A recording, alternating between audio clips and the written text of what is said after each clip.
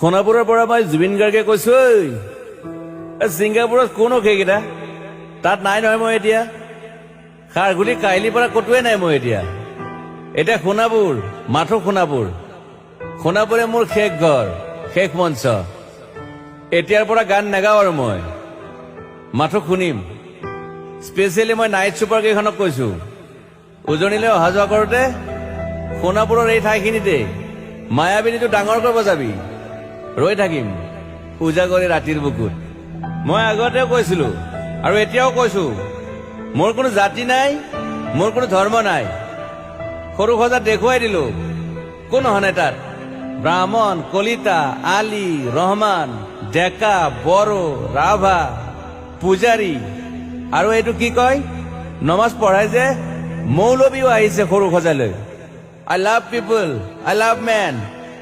সেইবাবে মুখ্যমন্ত্ৰী হিমন্ত দাকো কৈছো, মই বিৰোধী দলকো কৈছো, লুৰি নকিৰ সকলোকে কৈছো, পলিটিক্স নকৰিবা বন্ধু। মই সৰু সজাইৰ মানুহৰ অসমখন বিচাৰিছিলো। চাই থাকিম সোণাপুৰৰ পৰা। খেলি মেলি হলে কষ্ট পাম, উভতিও আহিব নোৱাৰিম।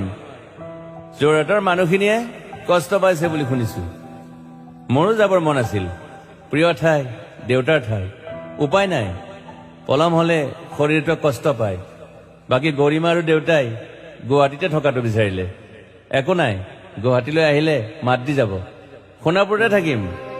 আৰু এটা কথা, যোৰহাটত প্ৰতিমূৰ্তি এটা হ'ব বুলি শুনিছো। গুচি যাম কেতিয়াবা। কেণ্টা কাকো খাতিৰ নকৰো। মায়াবিনী ৰাতি ধুমুহাৰ সতে। মাজুলীবাসীয়ে দুখ নকৰিব দেই। মনত পৰিলে গাই দিব মাজুলীৰ এজনী ছোৱালী।